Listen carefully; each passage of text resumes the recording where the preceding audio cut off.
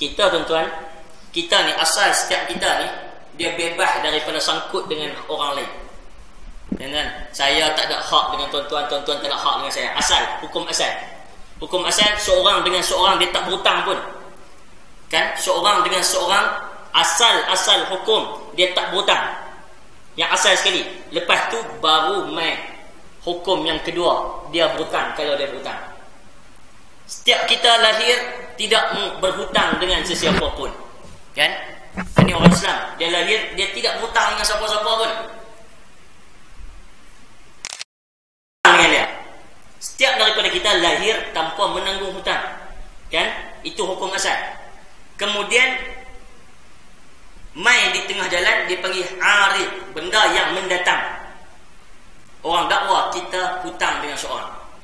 Nampak tak tuan-tuan? Jadi asal kita tak hutang. Lepas tu yang dakwa kita ialah kita berhutang. Apabila begitu tuan-tuan, benda ni pula benda yang tidak jelas, benda yang tidak terang, tak ada siapa pun tahu. Benda ni adalah benda rahsia. Oleh kerana itulah orang yang nak menafikan hukum asal, dia mesti buat kerja bagi lebih, diberatkan kepada dia untuk kerja lebih hukum asal tersebut, supaya menolak hukum asal tersebut. Faham tak tuan? Jelas tak ni? Kita setiap orang daripada kita tak tanggung hutang dengan siapa-siapa pun. Kita tak tanggung hutang dengan siapa-siapa pun.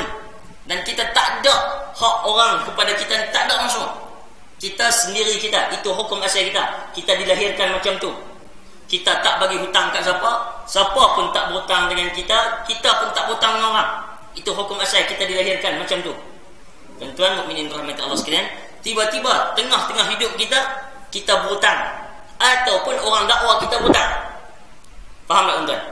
Tengah hidup kita asal tak berhutang. Tengah hidup kita, sama ada kita sendiri berhutang ataupun orang berhutang dengan, ataupun orang dakwa kita berhutang. Hak ni dipanggil arid, benda yang mendatang. Dia bukan benda asal. Faham tak tuan? Benda-benda ni, hutang ke apa ni, dipanggil benda mendatang, bukan benda asal. Yang kuat apa dia? Hukum agama yang kuat ni asal. Sebab itu tuan-tuan hadirin rahmati Allah sekalian, saya nak patah balik tuan-tuan kepada kaedah kita yang lama. Kalau kita ragu dalam satu isu, kalau kita ragu dalam satu isu, kita kentut ke tak kentut, kita kena kembali kepada asal. Kembali kepada asal. Kerana hak asal itulah yang kita yakin. Tuan-tuan hadirin rahmati Allah sekalian, kan? Kita tak ingat kita ambil air semayang ke tak ambil air semayang. Maksudnya hukum asal kita ni memang tak ada air semayang. Faham tak tuan? Kita bangkit semayang, bangkit pagi tu terus pergi surau. Aku ambil air semayang tak tadi ni. Memang asal orang bangkit daripada tidur dia tak ada air semayang. Tuan-tuan, kembali kepada asal. Jadi nak menafikan yang asal tu, kena buat kerja lebih lah. Maksudnya apa? Kena fikir, kena cari benda, bukti yang kita ambil ayat semayang, supaya menafikan hukum asal yang kita tak ada ayat semayang. Dan kita tak ada ayat semayang, tapi kita ingat kita ada ayat semayang. Kita ingat yang kita ambil ayat semayang. Lepas tu kita ragu, syak pula, batal ke tidak. Maksudnya kita kembali kepada hak dekat sekali yang kita yakin, iaitu ayat semayang kita dah ambil. Kalau kita ragu juga, dua-dua ni tak boleh nak pakai. Ada ayat semayang ke tak ada ayat semayang ke, kita tak boleh nak tarjih yang mana-mana satu. Maka kembali kepada yang paling asal. Yang paling asal, kita tak ada ayat semayang. Itu cerita dia. Itu di situ kita faham kedudukan kita. Baik, begitu juga kita dengan hutang ataupun dengan harta orang lain. Asalnya kita tak sangkut dengan siapa-siapa pun. Tengah-tengah tu sama ada kita memang buat ataupun orang dakwa kepada kita. Hak tu yang dipanggil arid. Arid ni apa? Benda yang mendatang di tengah-tengah tu. Hadirin yang rahmati Allah sekalian, bagi orang yang mai dakwa kepada kita bahawa kita berhutang kepada dia, maka orang tadi yang mendakwa, dia kena bawa mai keterangan-keterangan yang kuat supaya menolak hukum asal setiap orang, iaitu dia tak berhutang. Kita tuan-tuan, asal kita tak berhutang. Orang yang dakwa, kalau yang dakwa kata kita berhutang dengan dia, orang itu kena buat mai hujah yang kuat menafikan asal kita. Maksudnya sama ada dia buat main getah, dia buat main saksi, dia buat main apa yang menunjukkan memang kita betul-betul berhutang. Ketika itu baru ternafi asal kita tadi, maka berpegang dengan apa yang dia pegang. Baiklah, ketika itu pula kalau kita jenis orang hak kena dakwah tadi boleh rida. Kalau kita tak rida, dia aku tak hutang pun. Kita pula hak kena dakwah ni, kita memang kita tak hutang walaupun hujah dia kuat. Maka ketika itu memadai bagi orang yang berhutang, dia sumpah sahaja. Pasal apa? Memang kedudukan dia ketiga itu menjadi sama-sama kuat. Daripada pihak dia tak mengaku yang dia berhutang. Daripada pihak orang yang bawa mai, yang tuntut hutang, misalnya orang yang bawa dakwaan bahawa dia menuntut hutang tadi, dia bawa mai bukti-bukti yang kuat, bukti-bukti yang jelas. Tuan-tuan, pertelingkahan seperti itu nak buat macam mana? Kembali kepada qadhi, kembali kepada hakim. Hakim buatlah keputusan yang macam mana pun. Hadirin rahmati Allah sekalian, hakim dia hanya berkeputusan dengan keputusan yang zahir kepada pandangannya.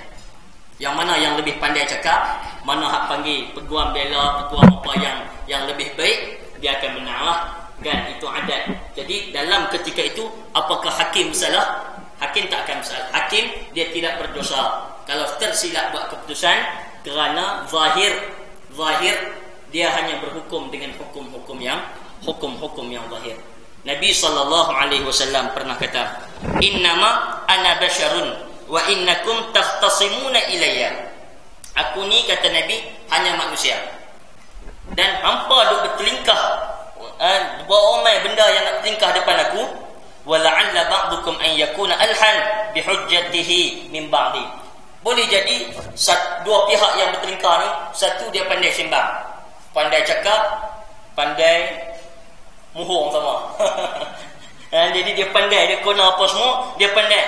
Wa aqdi lahu ala nahwi mimma asma'. Maka aku akan berbuat keputusan dengan menilai apa yang aku dengar sahaja, kata Nabi SAW. Dalam dua keadaan macam ni, dua-dua keadaan yang kuat, hak ni satu memang dia tak mengaku, sanggup sumpah-sumpah pula.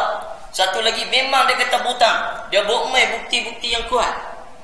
Ketika itu Nabi kata, aqdi lahu ala nahwi mimma asma'. Aku hanya buat keputusan mengikut hak mana yang lebih kuat, ikut zahir yang aku dengar daripada penghujahan. Faman qadaitu lahu min haqqi akhihi syai'an fala ya'khudh fa innama aqta'u lahu qat'atan minan nar. Kata Nabi SAW, kalaulah aku tersilap buat keputusan, kalaulah aku tersilap bagi hak kawan dia kepada dia, dengan keputusan yang silap tadi, maka kata Nabi, jangan lu ambil. Kalau dia ambil hak tadi, dia ambil azab Allah Subhanahu wa taala, api neraka Allah Subhanahu wa taala. Hadirin mukminin yang dirahmati Allah sekalian, hak ni dari sudut penghukuman, dari sudut cara nak bawa ni ke qadhi saja. Sudut tu saja, perbahasannya dari sudut tu. Kalau kita nak dakwa retak orang, tanah orang, hak ni kebun ni, kita mengaku hak kita, hak berkeli adik-beradik para, kan, yang mengaku bahawa harta ini, faraid ini diberikan kepada dia, bukan adik-beradik hak lain. Misalnya hak tu anak berkeli gerak tu. Kan, adik-beradik ni yang susah ni, yang kawan-kawan apa. Tuan-tuan hadirin rahmati Allah sekalian, kalau itu yang menjadi perkelahian, kalau itu dakwaan kita, maka kita tahu tanggungjawab daripada kita ialah bawa mai bukti-bukti yang kuat tadi. Sama ada dalam sudut dokumennya, saksinya, apa sahaja. Kita bawa mai hak ni, baru kita boleh mengaku. Kalau tidak, pada pandangan syarak, kita tidak bawa mai bukti-bukti, penjelasan-penjelasan seperti itu, pada pandangan syarak, dakwaan dia itu awal lagi sudah ditolak. Baiklah hadirin mukminin yang dirahmati Allah Subhanahu wa taala. Itu dari sudut cara nak bawa kepada mahkamah untuk dibahaskan. Hadirin yang dirahmati Allah sekalian. Tapi lebih daripada itu, bagi pihak orang yang beriman, orang yang bertekad misalnya, kita hak mengaku, kita hak bersumpah menafikan, ataupun orang hak mengaku tadi dengan bawa pembuktian-pembuktian. Tuan-tuan mukminin rahmati Allah, ada Nabi SAW pesan benda yang lain. Tuan-tuan nampak tak di sini? Pertama, orang yang tuduh orang lain ambil harta dia ataupun bagaimana, dia mesti dengan apa nama orang panggil, bukti. Sumpah bagi orang yang menafikan. Kedudukannya tu, dia bukan orang hak menafi sumpah. Orang hak pi mengaku tu sumpah. Dia pi mengaku hak ni tanah dia demi Allah. Hak ni tanah dia, dia mengaku. Kan? Dakwaan dia tu disokong dengan sumpah, hak tu tak terpakai. Dakwaan tidak boleh disokong dengan sumpahan. Hak tu tak betul. Hak tu tidak diajar orang. Dia nak tuduh kawan ni, dia tuduh kawan ni dengan dia sendiri bawa sumpah. Hak tu tidak diajar oleh agama. Sumpah ni di pihak mana? Alal munkir, kepada orang yang menafikan. Orang hak kena tuduh, dia nak mengingkari kedudukan atau dakwaan orang yang dakwa tadi. Anda faham tak kedudukan? Jadi kalau daripada pihak orang yang dakwa, dia pi sumpah, dia tak bawa main bukti, sumpahan sikit pun tak terpakai. Tak terpakai. Kalau sumpahan awal tak terpakai, cara macam tu tak terpakai untuk mensabitkan seorang. Pihak yang kedua, dia tidak perlu bersumpah. Pihak yang kedua tak perlu sumpah, kerana bukan itu cara pendakwaan. Kenapa? Sangat-sangat kena berhati-hati dengan sumpah. Kerana dengan sumpah itu menyebut nama Allah. Dengan sumpah itu akan ada laknat-laknatnya kalau kita tidak patuh dan sebagainya. Jadi kebimbangan terhadap benda tu. Orang hak tengok dari sudut pertama, kalau hak pertama orang yang mendakwa itu dah tak terpakai cara dakwaannya, maka yang kedua dia boleh berhak untuk dia tidak bersumpah sama, kerana cara pendakwaan itu sendiri dah tak betul. Dia tidak perlu kepada pengingkaran kerana cara itu dah silap. Jadi tuan-tuan, jelas di situ. Jadi tuan-tuan, bagi orang yang dakwa dan bagi orang yang sumpah menolak, bagi orang yang dakwa dan bagi orang yang sumpah menolak, di sini Nabi pesan dengan pesan yang sungguh besar. Tuan-tuan hadirin yang rahmati Allah Subhanahu wa taala. Ada di dalam kitab Al-Kabair